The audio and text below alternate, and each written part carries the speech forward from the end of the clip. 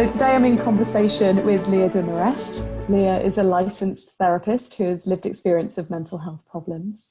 Hi Leah, welcome. Hi, how are you? Really lovely to have you as a part of the series. Thank you so much for joining us. Really, really great. Perhaps you could tell us a little bit about what brought you to becoming a therapist. Okay. Well, growing up, my parents divorced when I was 5 years old, and I was raised by my dad. So I had a bit of a traumatic past. My dad wasn't a wonderful parent to me. However, the divorce seemed to have some sort of an effect on my young brain when I was young. At about first grade, I really noticed that I was getting fatigued. I was acting out with my dad. It was really hard for him to control my behavior. At that time, we didn't really know what was going on with me. We didn't know the emotional aspect to it. It was the 1980s. There wasn't a lot of supports in school for this type of thing. And so we just thought it was, oh, she's having a hard time with the divorce, which is true. That was the triggering event for me, was my mother leaving. But we didn't know what all was going on inside of my brain at that time. And so throughout my elementary school years, my mother was absent in my life for the most part. She just didn't take a very active part in my life, and emotionally that took a toll on me as a young girl, being raised by a dad and having brothers and all that. So I'm the only girl in my household, and I didn't have a girl to connect with in my household. And I just had these strong emotions, and no one knew what to do with them. So then my mom got remarried and had some more children, which actually compounded my issues because I felt like she was able to have a life with this other family, but didn't want this life with my family. And it made me very sad. And I would call my mom, and she just didn't want to connect all that much. We didn't have that big of a bond. Then my dad got remarried when I was 12. And I really loved this woman when they were dating. And but then she changed after marriage. She kind of showed a little bit more of her true colors. And I remember my dad just saying that he fought the most within that first week of marriage with my stepmom that he's ever fought with someone in his life verbally. And there was just so much stress. But my dad's not one to really give up. The divorce was my mom's doing. And so he really wanted to make this work with my stepmom. But she was throughout, ever since they got married at age 12, she was just emotionally abusive towards me. Just every little thing that I did was a trigger for her. If I had a glass of water and set the cup on a countertop, she would get upset that I didn't put it in the dishwasher, and it would be a huge thing where she would yell and throw things. And I wasn't used to that. My dad's a very quiet person. He never yelled at us, never threw things. And this was very shocking to me that someone would act that way. So again, in my young brain, I thought something was wrong with me. I couldn't get along apparently with the females in my life. I just didn't have that mother that loved me. And so that totally just tore me down. I started at between 12 and 13, started self-harming pretty well, isolating myself in my bedroom. I spent most of my time after my dad got married in my bedroom, and my dad tried so hard to get me out. He wanted me to come down, spend time with him and the family. But if there was a point where she was going to be present, I just didn't want to be there. So I stayed in my bedroom and isolated. And I was very active in athletics. So that was the one thing that did get me out. And I had friendships. And so no one knew about how I was feeling. My dad knew I was sad and knew that things were wrong. But he didn't know to what extent that I was hurting.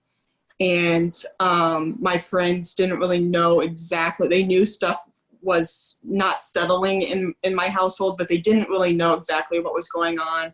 So on the outside looking in, everything was great and perfect. I got good grades. I was an athlete, went to school regularly, all that. And that, but behind the scenes, I'm self-harming.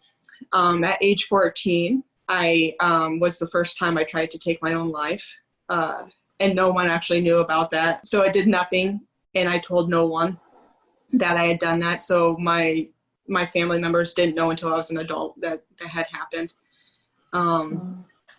So I continued to just self-harm.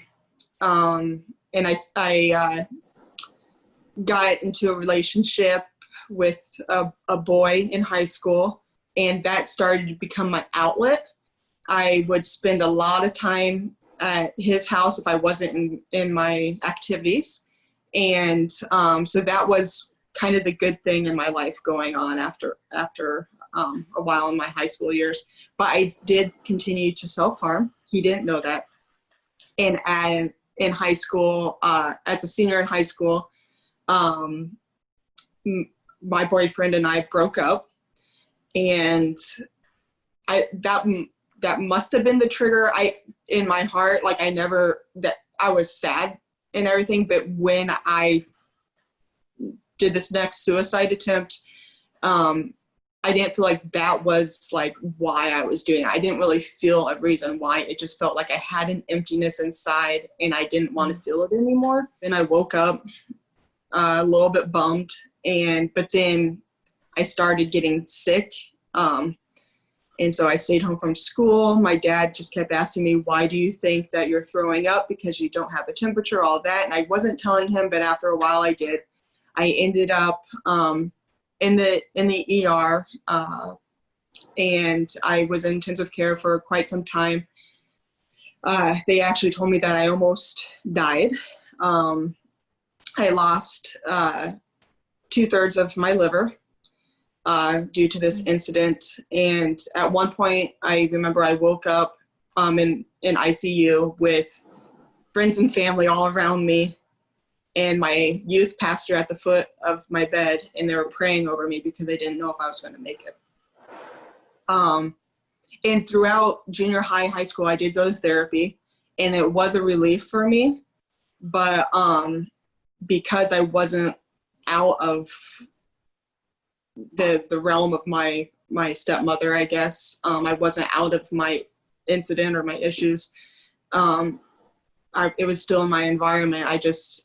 It didn't change. So then I went to college. I got into an abusive relationship.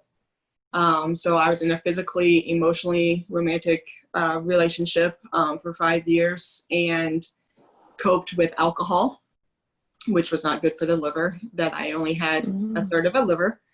And somehow I just woke up and I got out of that relationship, realized that I was not doing what I needed to do. And I stopped drinking and decided I was in school and got my bachelor's in sociology, and then decided, you know what, I'm going to go back, and I got my master's, and that's where I became a therapist. So that's kind of how I became a therapist, was because, we pick our careers based off of our interests, but then our past experiences. And I want to be someone that can help others through similar events. And if I can do that in my lifetime, that's what I want to do. So that's what brought me to be a therapist. Goodness me. Yeah. goodness me, from such isolation and pain and such a deep sense of sadness that I felt when you were talking about that, through to a kind of a transformation of something, a waking up, or I don't know how you would put it, maybe. Yeah, it was a tough road, and then I felt like I got out of it, and then I actually, at work as like a social worker, I was assaulted.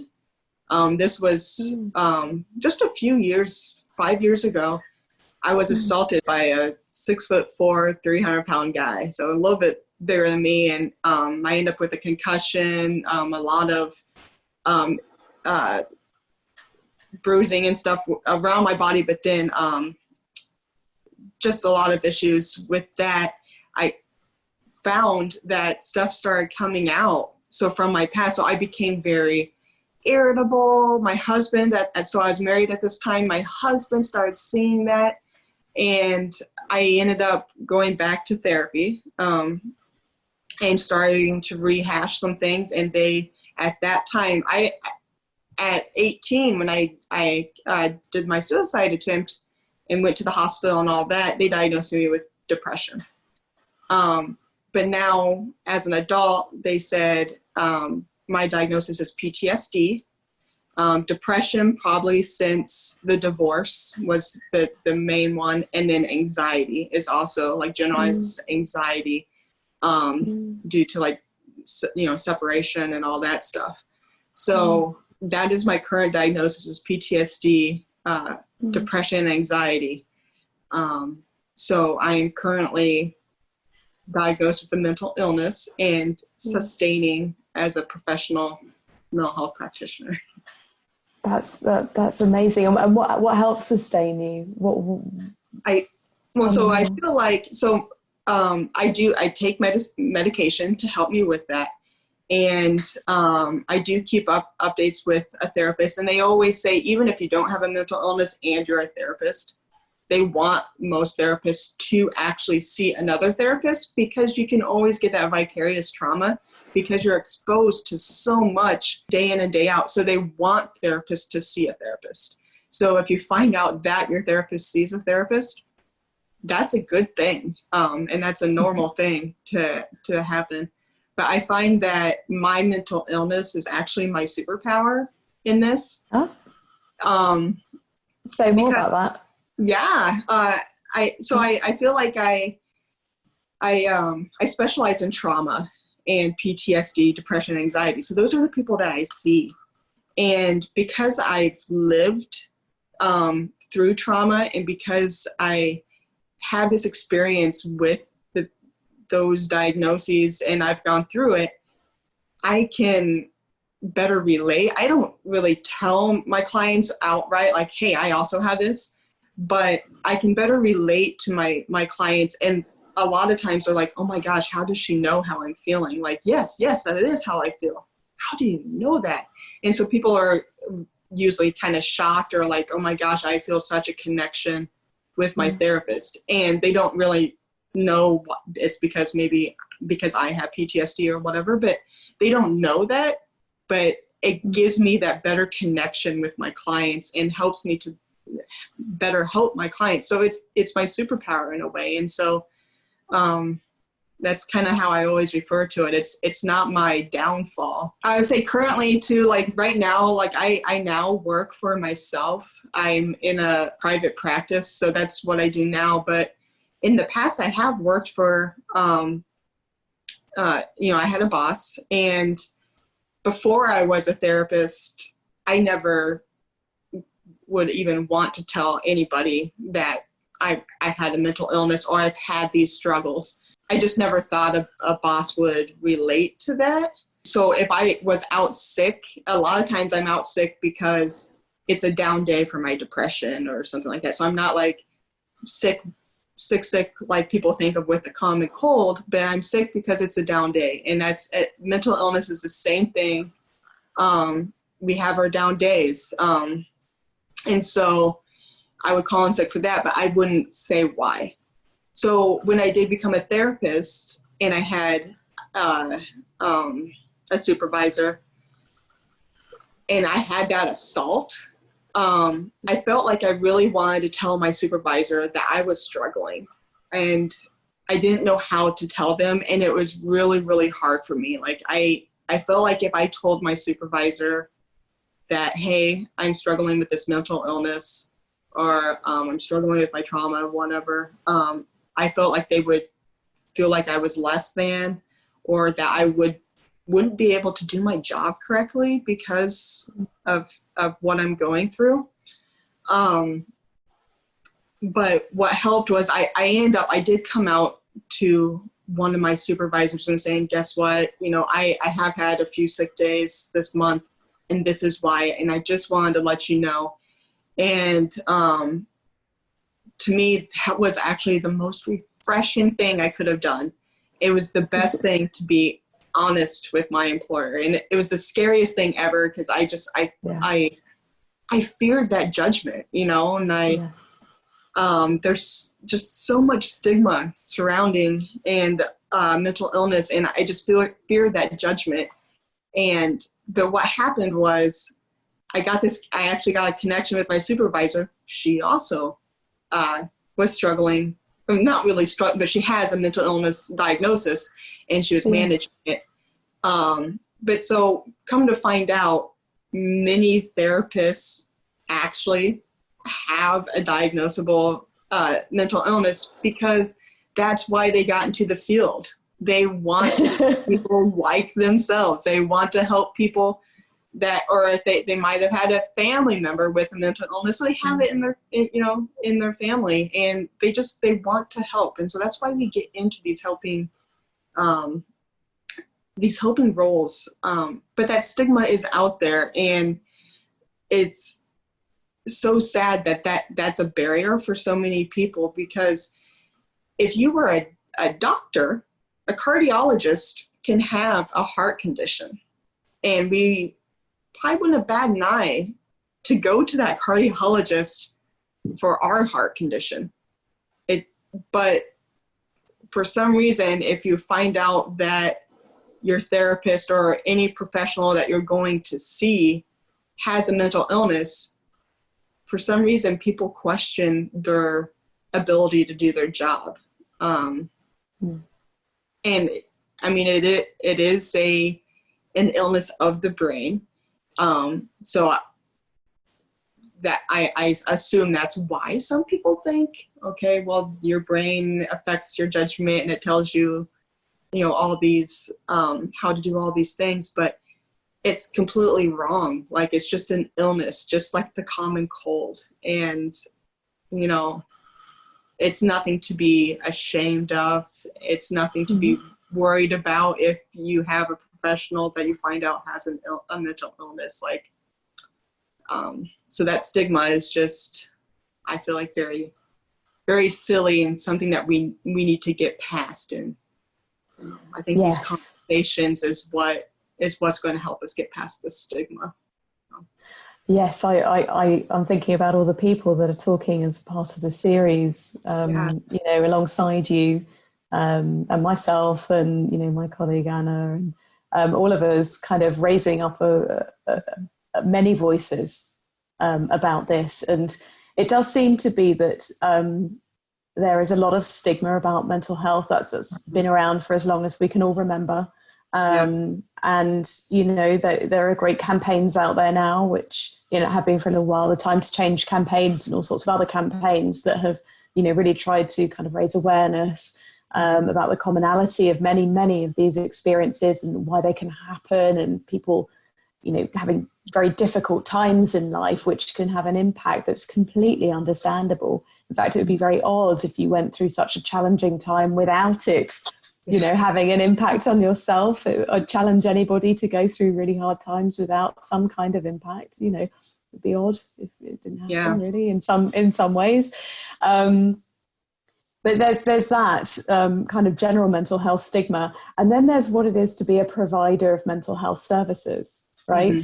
And having lived experience, and it seems to be an extra kind of layer over the top, an extra layer of stigma there because of something about health practitioners in general, I think, let alone mental health practitioners, needing to be or having perhaps been idealized as 100% on and 100% well at all times, 24 hours a day, as if they were identified with the very services that they, you know, are employed by, you know, that do have 24-hour open doors, you know.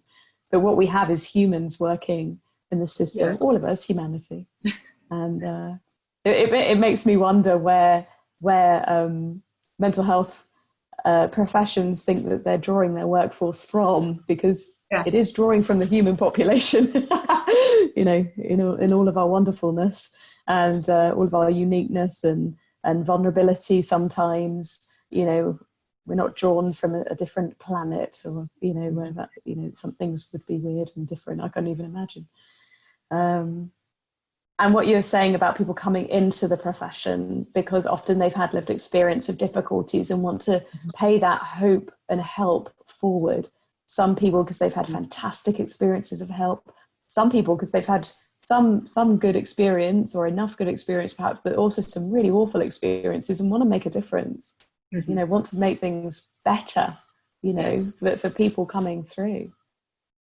Yes, and that's why we get into the work that we do. You know, someone might become a zookeeper because they love animals and they've had just a wonderful experience with animals. But we become helpers, and specifically mental health helpers, because we've had those great experiences with other helpers in our lives. So I think a lot of people, the stigma comes from maybe an incompetence of, well, you know, you couldn't stay away from having a mental illness. So what makes you an expert if you can't yourself not have a mental illness, you know? And so I think that's where some of it comes from. But I just always go back to, like, well, a medical doctor can have a medical heart condition and still treat your heart condition. So we're all humans, and like you said, the vulnerability, it's a very hard word to say.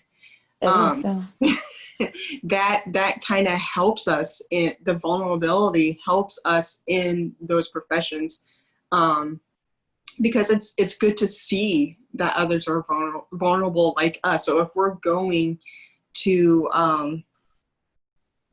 someone and we're hurting and we're telling them all these things about ourselves, these personal things, it's great to have that personal connection with someone outside of just their book knowledge.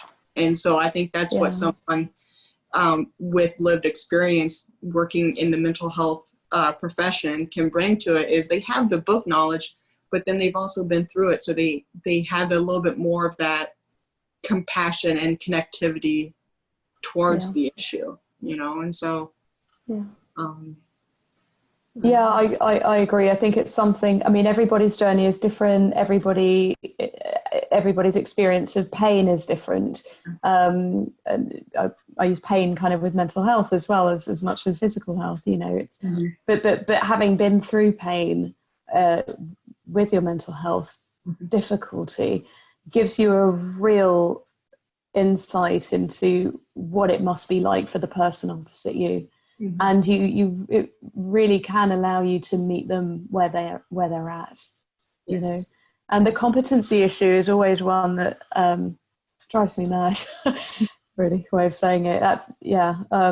In the, you know, it is not an incompetent thing to have a mental health problem. It's just a neutral thing. You have a mental health problem because you've been through something really traumatic and difficult, and so you've naturally had a response to that. What people do to it is interesting. It gets kind of positioned as something about your professional practice. Well, that's a massive and an enormous leap.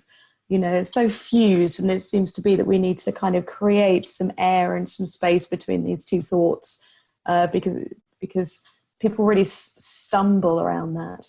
And another thing is that actually being able to say to somebody that you trust enough, you know, in your professional circle, let alone your family circle, that you are struggling right now and you need help, or, you know, whatever that might look like. You need a bit of time out, or you need some sick leave, or whatever it is.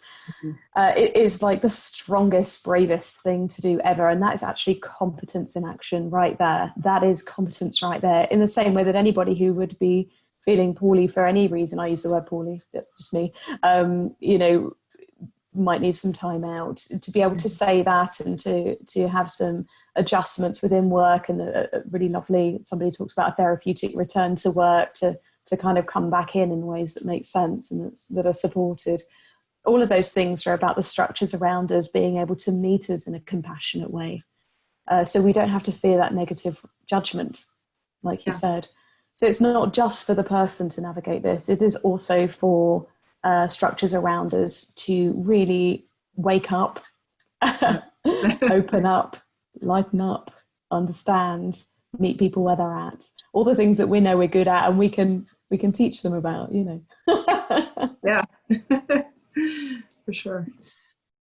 It's been really amazing talking to you about your story. Thank you so much for sharing some really personal and parts of your story that have just been you at your most vulnerable points, and the strength of you being able to navigate that and come through it. It's really inspiring to hear. And is there any kind of final things that you might want to say, or you said plenty already, so. No, yeah, I just, I want to thank you for the opportunity. I like to take any opportunity I can to just share my story. I feel like that is one of the best things that we can do when we go through a struggle, is to share it so that others can see that they're not alone, and that we can break that stigma through this conversation, that there's so many people out there going through similar struggles, that you're not alone, and it's okay to talk about it. And that's just the main message I would love to just portray to people, that it's okay to talk about your mental illness and ask for help, and just reach out. That's so important. And something I'm going to take away from what you said is about how it's your superpower. I just thought that was lovely. Yeah, I thought it's fantastic. And I can resonate with that, in the sense that everything that I built for Integrate Mental Health and everything that I'm even doing today, I couldn't have known I was ever going to do this. And my breakdown happened for a reason. It happened because lots of things needed to come out, so that I was obviously carrying around and were hindering me from being able to flourish. And the personal work that I've done in therapy on that, and everything, that's a touchstone for me for growing in strength, right in the center of my vulnerability, right from that root point. You know, it's the bravest work I've ever done. And when I meet people in this series and in other places who are doing similar, it's the bravest work I've ever witnessed. So yeah, as a superpower, I'm going to take that away. Thank you. Thank you very much, Leah. Thank you.